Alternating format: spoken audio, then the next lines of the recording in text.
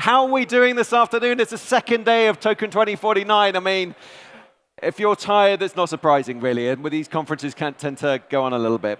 I want to thank you all for at least joining me here and learning a little bit more about why I like hacks or love hacks. My name is Rupert. I'm from a company called Amulet. It's right there up on the board.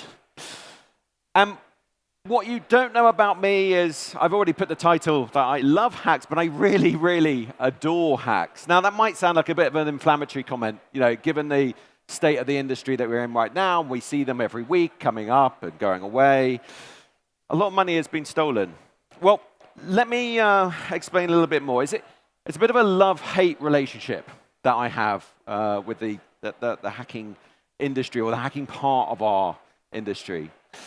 And there's a very good reason why it's good for me, which I'll come to in a second. But before I do that, I just wanted to check, how much money do you think was stolen in DeFi last year? Take out the exchanges, take out the actual chain revenue.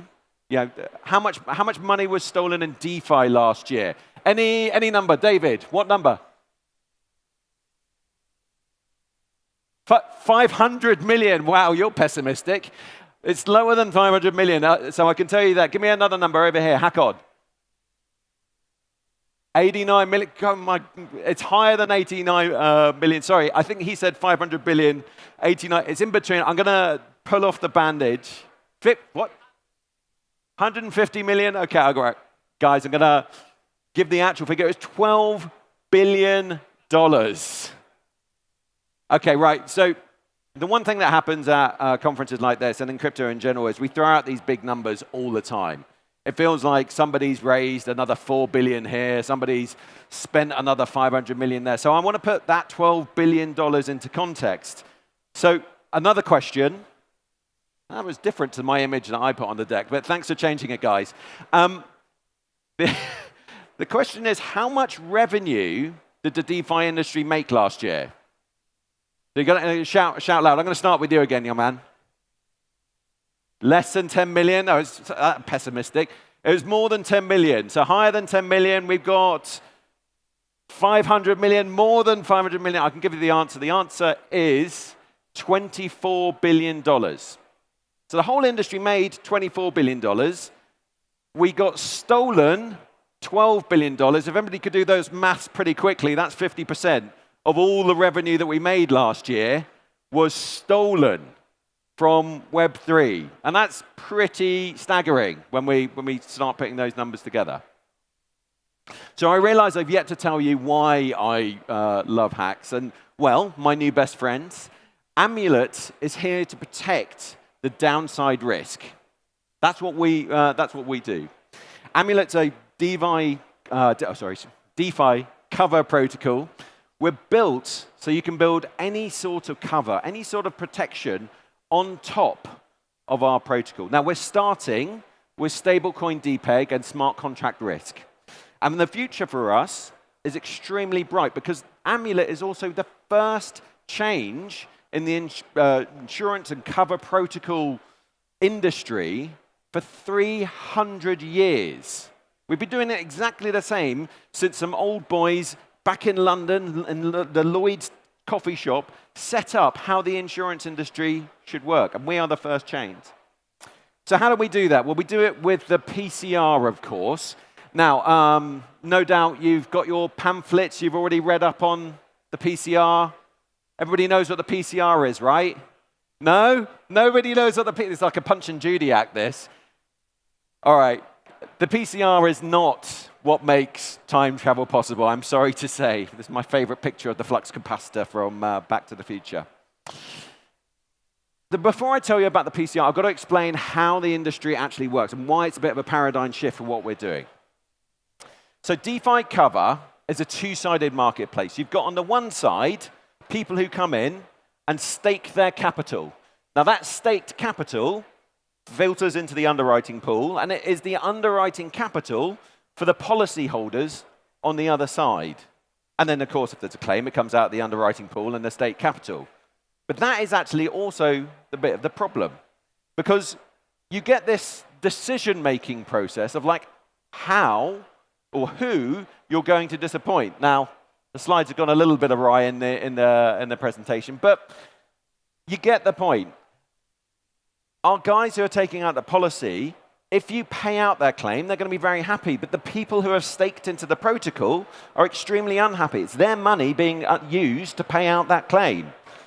On the other way, it's also true. You don't pay out the claim, you don't keep to your morals, you don't do what you're supposed to do as a cover protocol, and you make your stakers very happy, but only for a very short time because their premiums are going to drop and they're not going to be able to get the returns that they were expecting.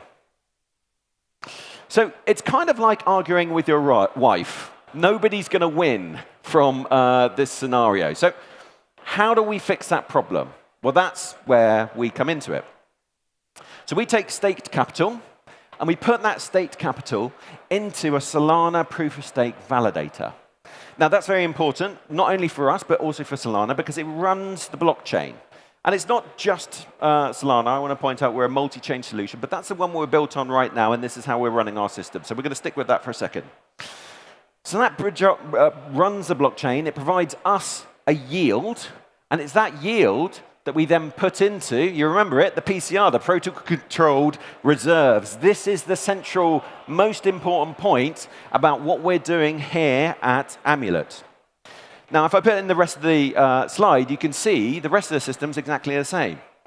Policyholders get their claims. They pay in their premium into the protocol-controlled bucket. But the key thing is we have this protection, this layer of separation between stake capital and what is the underwriting capital in between, because we're using the yield and not the principal. If you put in $100 into this system and it generates $6 out of the proof of stake validator, it is the $6 that is risked, not the principal. My slide's gone awry again. But anyway, you get the picture. This means on both sides of the protocol, we're making people happy. We're coming true with what we can do. And we can make a lot more people happy as well, because we are a community DAO-run initiative. And it is an ability to govern ourselves in a decentralized way that helps everybody in the Amulet protocol. So in other words, we're solving one of life's great problems. Maybe not the arguments with my wife, but certainly some of the things that we're doing in DeFi cover. And for the first time, ladies and gentlemen, I'm very, very excited to share that Amulet Protocol goes live today. After 10 months of hard grind and extensive audits, the protocol goes live at 2 p.m. UTC. It will be live to the public on the Solana chain. And for the first time, it's also enabling Solana users to get cover. They've never had this before with a native DeFi protocol on their chain. And we're going live with, you can probably see the logos up there, but with Radium, Orca, Solend, Port Finance, and Tulip. Now, there's many, many more to come over the next few months. In fact, this is really the start of a very long journey for us, because we're going to be adding dozens of protocols to our product. We're also going to be adding in stablecoin staking. So rather than staking in Sol, you have to be able to stake in USDC. NFT cover, wallet cover, custodian cover, alternative chains. And alternative chains is extremely important. I said earlier that we are a multi-chain solution. But it's much wider than that. We have to protect everybody with inside Web3. And if anybody's going to do it, I guarantee you it's my team at Amulet that are going to do it, because I am extremely bullish on them. And I've seen what they can do in the past 10 months. So I urge you all this evening, when it gets to about 2 p.m. UTC, or do it in the morning. Don't worry. Go out for a party tonight, guys. Go over to amulet.org, check out the platform. If you own any Sol, please stake it in our protocol. That's not financial advice. That's just doing me a favor, really. Believe in the system. Believe in what we're doing. Believe in the mission that we're trying to achieve. Because I don't want you guys to miss the opportunity to say, I was there. I was there when Amulet started. Because in 10 years' time, believe you me, this is going to change what the insurance and the DeFi cover industry is doing. Thank you very much for listening to me. That's amulet.org. I've got a few more minutes left on my timer here. So has anybody got a question dying to ask about cover and the most exciting thing they've heard all day? This is fine. Excellent beard, by the way. Do we go to the same barber? Possibly. I had a question about the number of clients you're bringing on. Do you limit that based on how much you have in your protocol fund so that you're not overextending cover in case they all claim? It's a very key point. So the question, for all those who didn't actually hear, is about in terms of total capacity and what we can do. And it's a massive issue for all insurance firms and all cover firms. And essentially, yes, we're limited by how much capital is staked in our pools before we can actually issue new policies on top. So that is all controlled automatically within inside the PCR, and it's a big part of our designing process. Yes, that's in short. Anybody else got any other questions? We've got 3.5 minutes left. I've got one regarding the expansion of types of insurance you could offer. Yep. So the ones you've got look great. Do you envisage being able to expand that out to cover a wider range of DeFi products? And is there an element of contagion risk within the protocol whereby the principal would ever be at risk, or is it inherently designed to scale so that that's never the case? Two very good questions. I'm going to answer the second one first because it's a very quick answer. Essentially, is there a contagion risk? No. But, and there is a big but to that, if there's a black swan event large enough to take out a chain or many, many multiple protocols all at the same time, that is where there is a major issue for not just us, but any insurance protocol or cover protocol.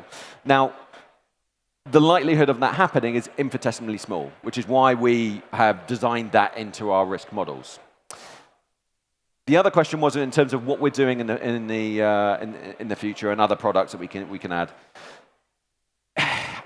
In short, we are driven by the demand. We're driven by where people want to get the cover. So what we're finding with our customers is that they're coming to us with innovative ideas on things that we haven't thought of as they need to get cover. What we're often finding is that our customers are working with JP Morgan, Goldman Sachs, BlackRock, and they need these large amounts of cover in order to drive those guys into their own protocol.